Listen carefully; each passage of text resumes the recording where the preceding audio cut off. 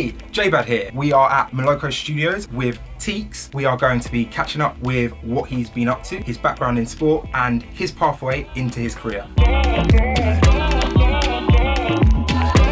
So, J-Bad here with Wegotok. We're in the studio with Tieks. Thank you very much for your time, sir. Absolute pleasure. Thank you. So, Tieks, why the name? It's an abbreviation of my surname. A bit like J-Bad. Okay. I've been called it since I was 12. So when I was at school, I was either called Teapot or Tieks. Which is Teapot? Teapot. Okay. I won't delve into that. Well, Teapot. It's just Tiku. Okay.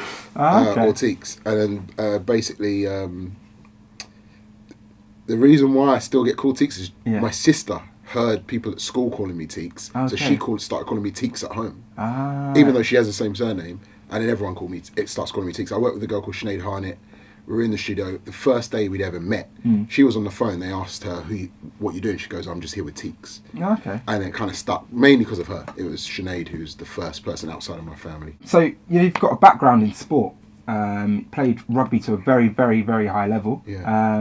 Can you talk me through what it was like playing rugby? Maybe who was the best player that you played against? Best player I played against was Johnny Wilkinson.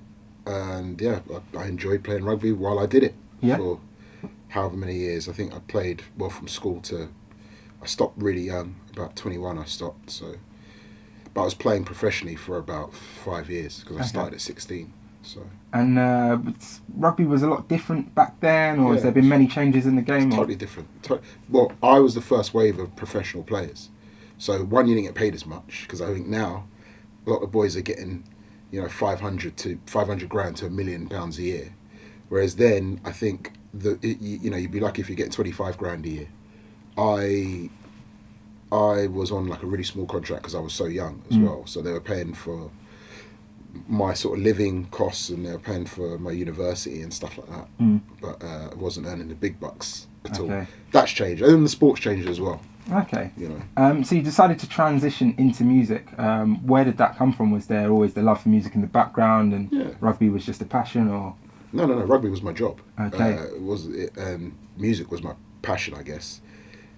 And then the club I was with at the time went bankrupt, so I had to find another club or find another job. I decided I wanted to do music. I've been thinking about it anyway around that time, so it just ended up happening that I got the opportunity, that I lost my job and I had to find another one. Yeah. And it took me a year or two, but I ended up being able to get into the music industry. It was something I was always thinking about.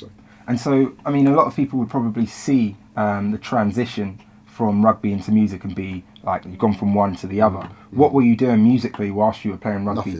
Nothing at all? No. I did a few things. With my nephew, I had a band. And, I was dabbling a little bit, but, PlayStation, the Music 2000 soft, I don't know if you remember that. Yeah. Dabbled in that a bit, but I wasn't doing anything. It was all up here. Okay. But I've always been one of those people, I can I can abstract my world, keep it up there, and when I need it, I'll execute. So amazing. I hadn't done anything. So I remember mentioning to some people, I think I might go into music, and them asking me, oh, what have you done before? And I said nothing. And they were like... So 10 years in the music industry, can you talk us through some of the people that you've worked with or have the pleasure of making music with? I've worked with loads of people, man. I've worked with Florence and the Machine, I've worked with Tiny Temper, I've worked with Duke Dumont, I've worked with Missy Elliott, I've worked with the XX, Ed Sheeran, Chaka Kahn. I mean, you can go on. I worked with a ton of people, and everyone, when you get to that level, everyone's talented in their own way, different ways. So yeah. And for someone trying to get into the music industry, what sort of advice would you give in terms of you having your own style of doing things, but then having to adapt to different musicians or different artists? Well, I mean, as a producer, I guess that's where you have to adapt most, as a producer or a writer. And I would say for people trying to get into music, my main thing would be, it's so different now to when I got in. You just did a demo, and if someone liked the demo, they give you some money. But now, you kind of have to have a hit record to get into the music industry. So it's a lot harder for kids. But then with computers now, it's actually a lot easier to do that, which wasn't... It was around in the noughties, but it wasn't as you know, the gear still wasn't as good. I mean, what I would say to people is make your music and don't look at the record labels or the sort of big industry to give you a hand, because they're looking at you for exactly the same thing. So the best thing is to make the music, put it out online, create a buzz, and make your own thing. And what will happen is people usually come calling. I think you look at the new generation of artists. Look at someone like Stormzy, who's from our manor. Kind of did all of that on his own, or you know, or with him and the people he was working with. He built it, and then, you know, the mountain came to Muhammad, as they say. And that's kind of the way music industry is now. Okay, so I mean, you spoke briefly about Stormzy. Being from Croydon yourself, you've got Krept, Conan, a lot of young people coming up through the game. What do you think of the current state of UK hip hop? It's really good. It's actually really good. I don't know if I'd really call it hip hop. It's its own thing, and it's really good. And they should just stay true to what it is, and not make the same mistakes that grime made back in the day, where they tried to get all commercial when it was never supposed to be that, and it sort of died a death. Kept alive by a few guys in South London, which is really weird because it's an East London thing. But I think what you've got now is good. I really like Gigs. I like his voice. Everyone's singing with their own voices now. They're rapping with their own voices, which wasn't happening years back. They're comfortable in their own skin. I really like Stormzy as well. And we interacted a little bit recently, just before him doing his own record, about me working on his own record, on his current record, which didn't happen, but he WhatsApped me a few times and asked me to get involved on the record. And hopefully I'll work with him at some point going forward. If you could put 4 people together to put a track for, who would those 4 people be? In the current... Actually, do you know what? We'll open it up. Yeah, all time. Current, it would be hard for me to pick anybody. What are you saying? I'm showing loads of talented people, but it's not... You know, I work with loads of current people, so that would be hard to answer that. But if it was all time, it would be Marvin Gaye, that's without a shadow of a doubt. What BPM are we going for? Well, we'd just work it out in the studio. Okay. You don't set these things beforehand. So, No, I'm just saying, if you want to creative, to keep it flowing. But I'd say Marvin Gaye, without a shadow of a doubt. I'd say Chaka Kahn, definitely. I would put in there David Bowie, and then probably Stevie Wonder, I would say. Yeah. Okay, and is that... it's very difficult to see what sort of vibe. That would be very much sort of dancey... They all live in the same world. Okay. Like, so, you know, it would be an R&B song.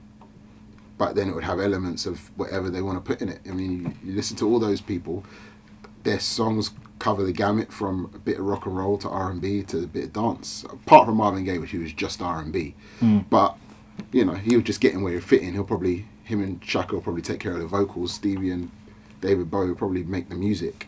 Okay. And I'll produce it. If you could pick any artist now to work with next, who would that be? Oh, man, that's tough. Tough question. Because they're probably going to be watching any this. artist to work with now. If I could pick any artist to work with now, I mean, listen, I've worked with Twigs, I worked with Emaneka. These, they're both super talented, man. Oh man, it'd probably just have to be Rihanna, just because she's a don. I just respect her. No she games. No games, man. She doesn't suffer any falls. Yeah.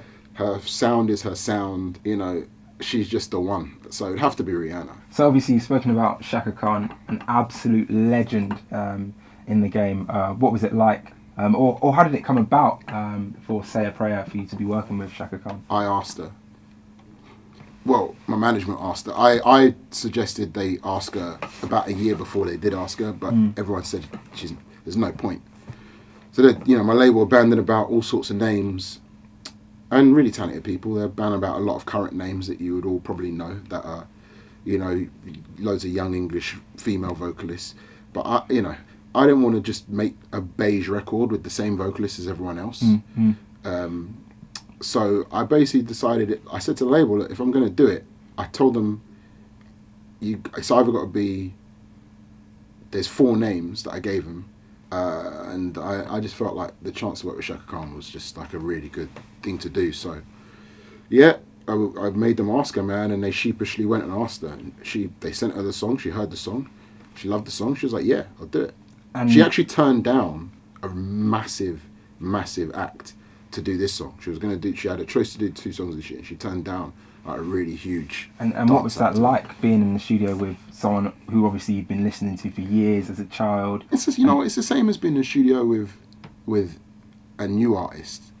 Talent is the same whether they're in their 60s or whether they're in their 20s. She's really experienced and she's got an interesting story, and she's when you're in with someone, you understand why they've done well usually. But it was the same. Sometimes you expect to be overawed, but then it's actually better when you meet them and the person is just a human. They're just a normal person. The same hang-ups, the same problems, the same talents, and I think that when you start putting people in these pedestals, that's when you set yourself up to be disappointed. Okay. And I think the humanness of people is actually what's amazing, because that's what comes across in all her music if you listen to it. So, a lot of wisdom there from Tieks there. So don't know about that. work hard, you'll get there.